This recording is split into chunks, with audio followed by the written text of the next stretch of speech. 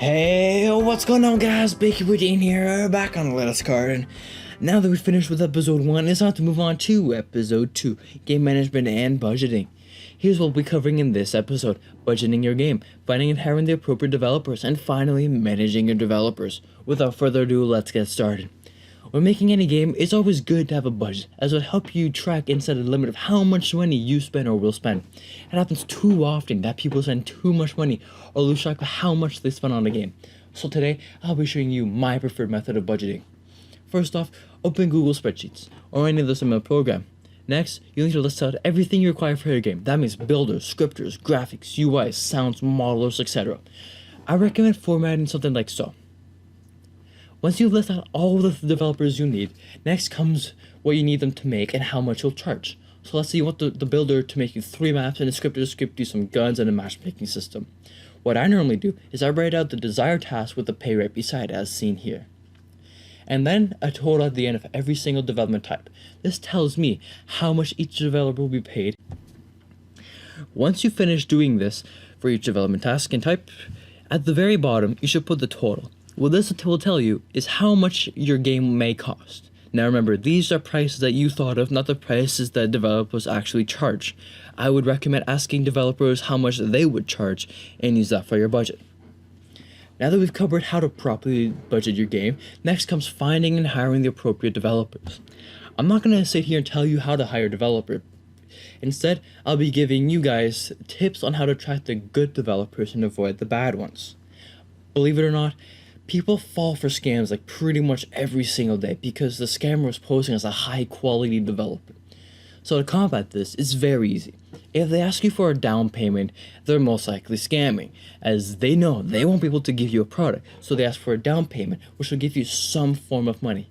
If they ask for all the money up front, they're also scamming too. Another thing to spot them is if they use work that you know you saw somewhere else or something that looks familiar. If you think you saw it from somewhere else, like a Discord server or somewhere on dev forums, I would recommend researching where you saw it so that you don't hire the developer and then ending up in a scam. One of the best ways I can think of to avoid a scammer is to join one of the developer portfolio servers. Portfolio servers are generally a good place to find high quality developers, as there are a couple dozen, if not more, members already in there in case you feel like developers are a scam.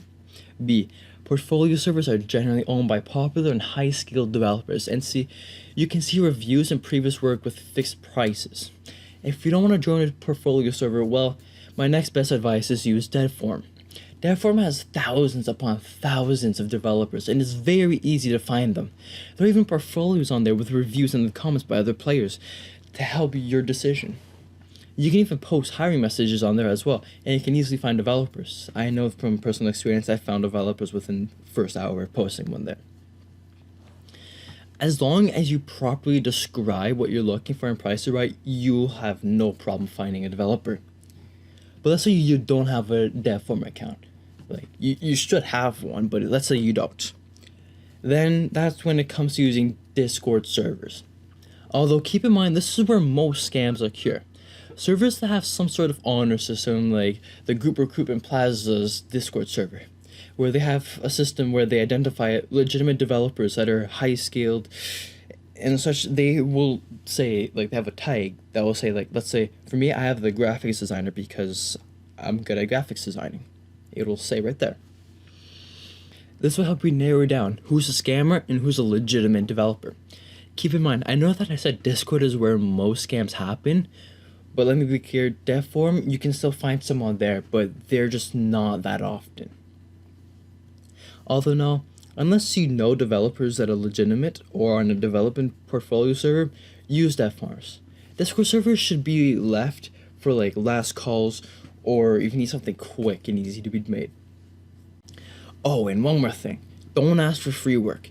If you do, you earn a bad reputation. Developers hate it when you ask for free work. I can say that I hate when people ask me for free work because I'm spending a lot of time doing something for them. So yeah, don't ask for free work.